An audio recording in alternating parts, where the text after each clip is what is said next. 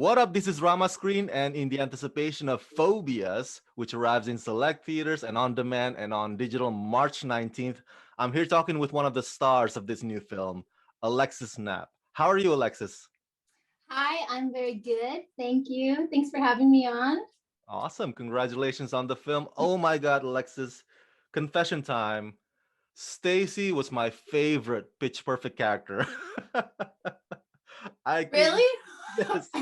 Why? Why? What was it about her?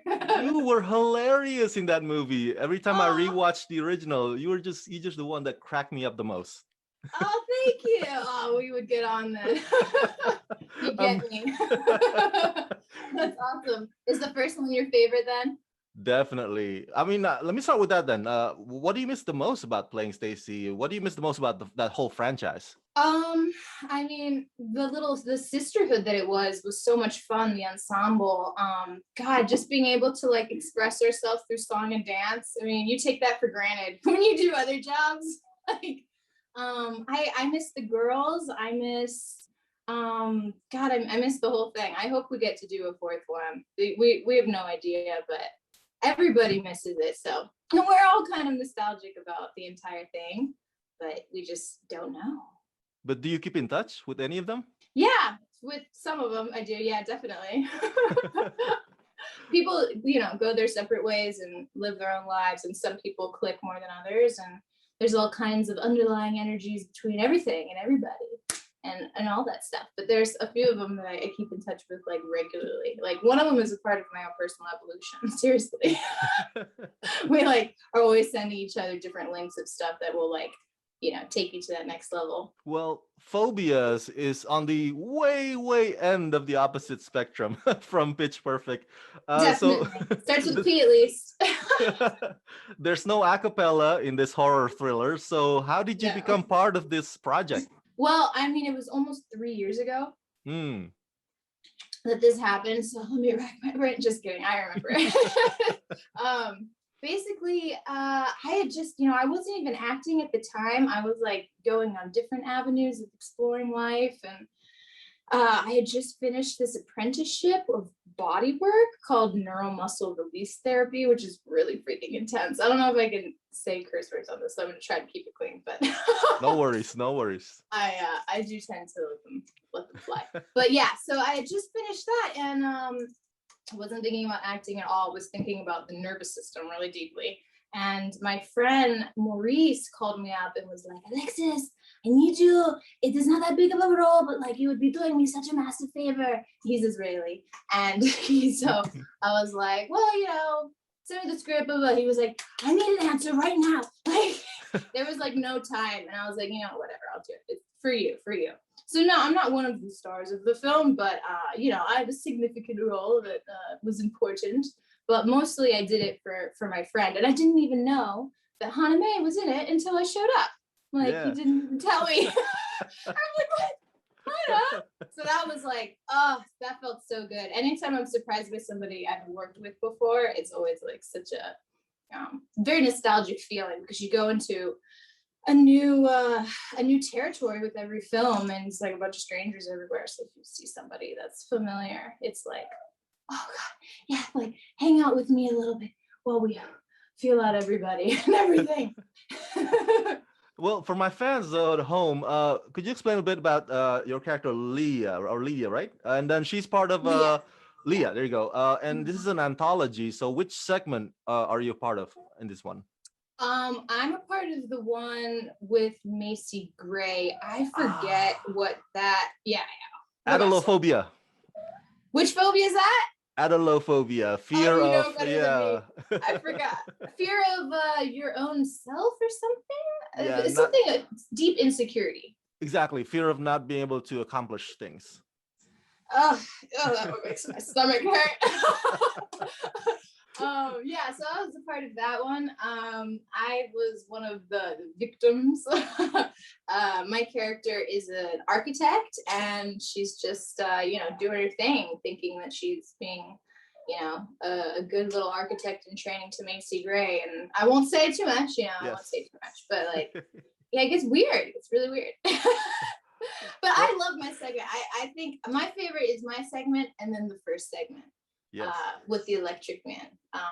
Actually, I did a little NMRT on the director of the first segment, Joe. He loved it because I was like very passionate about it when I first did it. I wanted to, because basically what you're doing is you go into the human body and you're accessing the nervous system. So you're like plucking the nerves and you're following those down and you're draining people of their neurochemicals. So it's not like very relaxing, like, oh, on the skin or like hitting the muscles. It's like intense. People are like getting electrocuted because, you know, you hit a nerve and it like feels electrical. So, you know, he was like, what are you doing to me? And I was like, just wait, just wait. So I do like arm demonstrations on them. And then he was like, holy shit, this is like really nice. And, oh, hi, honey. Oh. That's so sweet. She doesn't do that all the time. This Well, is Laxmi. hello. She's a runt. Mwah. She's a rescue. Little rescue runt. Obviously, you don't have phobias of cats, so that's good. Oh, I don't really have phobias of anything except for like just basic stuff. You know, basic, you know, human safety stuff. And like make sure I'm a little, you know, phobic of like just, you know, old men being around my child at the park, you know, shit like that. You know, my daughter's 9, so I have like I feel like very rational fears. Yeah. But I have a snake behind me. This is like my office space, and my snake is back there. She's sleeping. I don't know if you like snakes. I like snakes, so that's You do? cool. Yeah, you're extra cool now. Maybe I should try to get her for you, but I know we're supposed to only go 10 minutes. I don't want to waste a minute trying to untangle her. No worries, no worries. Now, let me ask you this, though. I'm sure you've gotten this question 1,000 times, but I'm going to ask you anyway. What's it like working with Grammy winner Macy Gray? Oh, it was surreal. Because it was supposed to be, originally I was told it was going to be Erykah Badu. I was like, wow. What? So then with it, Macy, there was no, you know, it was still like, oh my God.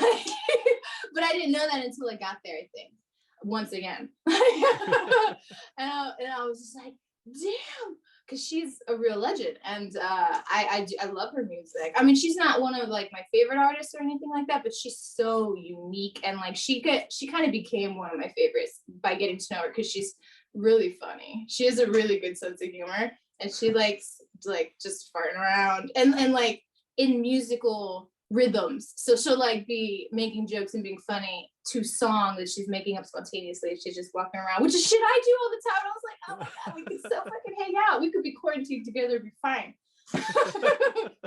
Did you try to acapella I try in between takes? You know, no, there was something, I don't remember because it was so long ago now, but there was something where she was singing and nobody was jumping in with her, but like I finished it and it was like a bonding moment. And I can't remember exactly what it was, but it was through song. And I was like, oh, that meant so much to me. And then I looked at her, she didn't really care. But like I was the only one that kind of came in, you know. Because she was like just throwing hooks out there all the time for people to jump in, and people were like, focus, focus, focus. And I was like, oh, I'm ready. I've never met her, but she seems so awesome. She's really cool. I like her personality a lot. So now that you've come back, are you gonna, you know, be in this world, or are you gonna take a hiatus again? What's gonna happen here? Acting wise? Yes. You know, that's a great question. I'm glad you asked. Don't make all that noise. Yeah, I'm pretty freaking all the way back in. You need to like go all the way around the world to come back to like your birthplace. Have you ever read the book The Alchemist? No, I haven't. Okay, you need to, because I don't want to ruin it or anything, but it's like you can go around the entire world searching and searching, and like what you're meant for was right in front of you, right at the beginning of your journey, but you needed to go everywhere to really realize that. And I realized that about acting like not too long ago. But a major part of my frustrations with the industry was also just the boxes that you're in as an actor for hire.